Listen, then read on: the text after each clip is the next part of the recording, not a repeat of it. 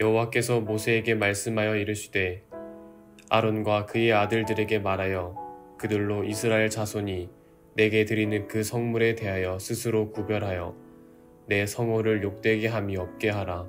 나는 여호와이니라. 그들에게 이르라. 누구든지 내 자손 중에 대대로 그의 몸이 부정하면서도 이스라엘 자손이 구별하여 여호와께 드리는 성물에 가까이 하는 자는 내 앞에서 끊어지리라. 나는 여호와이니라.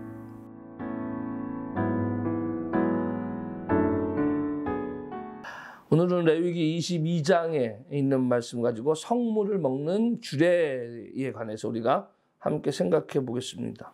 하나님 앞에 예물을 드리잖아요. 그 예물을 드린 것에 대해서 섭취를 해요. 지금은 뭐 우리가 물질을 드리고 헌금을 드리지만 이때 당시에 다 예물들은 다 짐승들입니다. 이 짐승들을 드렸을 때 어떻게 먹어야만 하는가라는 이야기. 구별된 사람들이 나오죠. 레위인들. 특별히 하나님 앞에 드려진 것은 대제사장들 중심으로 제사장들, 레위인들, 성전 봉사하는 사람들이 그것을 섭취하게 되어 있습니다. 어떤 것은 완전히 태워서 하나님 앞에 화제로 드리는 경우도 있지만 어떤 경우는 부분만 태우고 나머지는 요제나 거제를 통해서 흔들고 그다음에 드려진 다음에 그들이 나눠 먹는 행위 그리고 그들의 생활 속에서 섭취하는 문제로 이렇게 환원되는 일들이 있습니다. 자, 그러면 이럴 때에 이것을 먹는 경우는 어떡하느냐는 얘기예요. 자, 아론의 자손들은 대부분 제사장들이었어요. 그러니까 그들은 그것을 먹을 수 있는 자격이 있었어요.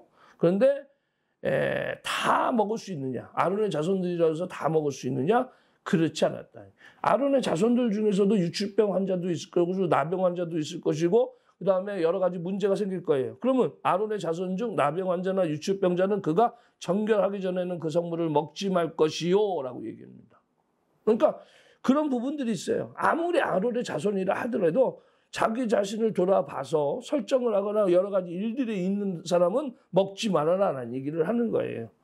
부정함을 제하고 나서 성물을 먹어라 라는 이야기죠. 뭐 성물은 성물인데 나는 내 자신하고 무슨 상관이야? 거룩하게 여김을 받았는데 라고 얘기했지만 그 거룩한 성물이라도 내 자신이 깨끗하지 못하면 그것을 접할 때 그 성물이 더러워진다라는 이야기죠. 왜 그러냐? 하나님은 거룩하기 때문에. 그 하나님이 거룩한 것과 우리들은 무슨 상관이냐? 하나님이 거룩하기 때문에 그 하나님과 접촉하는 우리들이 거룩하지 못하면 우리가 죽을 수 있기 때문에.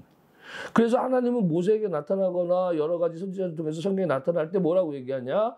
그들이 내게 가까이 오지 말아라 라고 얘기합니다. 그들이 내게 접근해서 나로 인해서 그들이 죽을까 하는. 그래서 하나님을 본 사람들은 대부분 죽었다 그러잖아요. 하나님 좀 보여주세요. 내가 하나님 보고서 믿겠습니다 하는 사람들은 보는 즉시 죽어.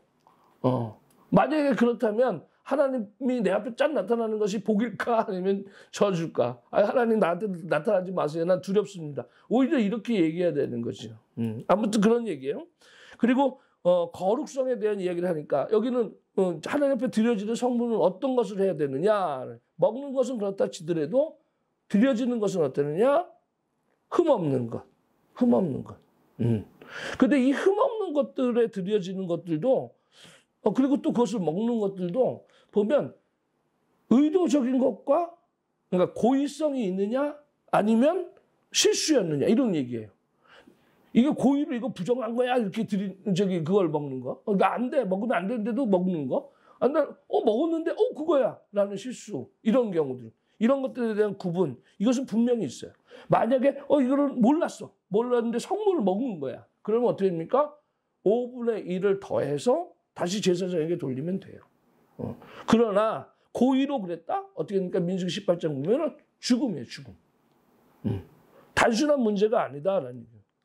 우리가 삶 가운데서 영역이라는 것이 굉장히 필요한데 종이에요. 종인데 제사장의 집에서 일하면 어떻게 합니까? 당당하게 그 성물을 먹을 수 있어.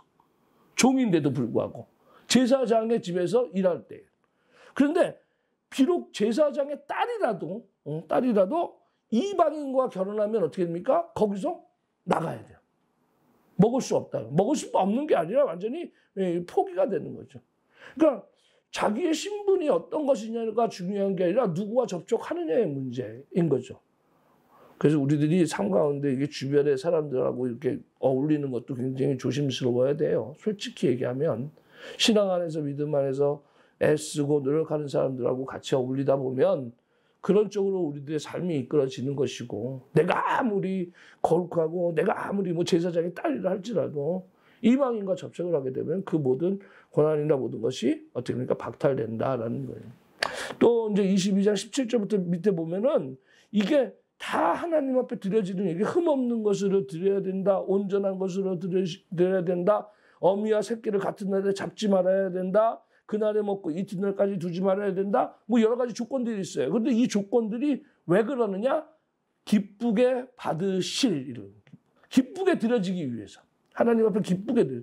이게 하나님 앞에 억지로 드려지는 게 아니에요. 하나님이 기쁘게 드리면, 뭐 이렇게 선물을 드리면 하나님이 부모님이 너무 좋아하시는, 그게 목적이라는 얘기예요. 목적이 드려지는 것, 기쁘게 드려지는 것. 그걸 위해서 우리는 그만큼 어떻게 합니까? 재물에 대해서도 신경 써야 되고 구별되는 것들도 있어야 된다.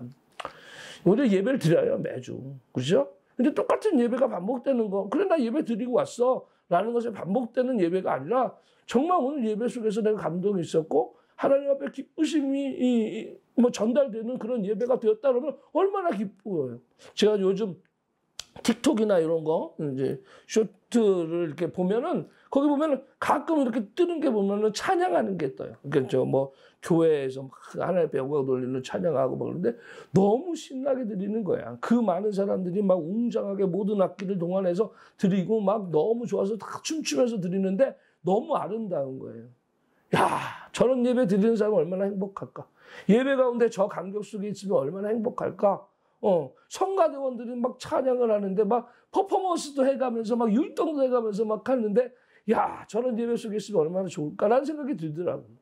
근데 그런 예배들이 하나님 앞에 드려진다는 거, 그 가운데 하나님 기쁘시게 드려진다는 거, 얼마나 행복한 일이겠느냐. 목적이 거기 있다니, 목적이.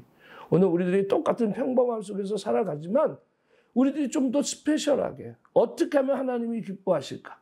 어떻게 하면 하나님이 행복해 하실까? 어떻게 하면 우리들 가운데 예배가 감격이 있을까? 고민 가운데 나온 결과물의 예배가 오늘 우리들이 있었으면 좋겠다.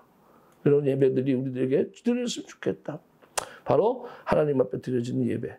여호와께서 기쁘게 받으시는 제물을 우리들이 드리는 그런 우리들의 삶이 되게 주님의 이름으로 축원합니다.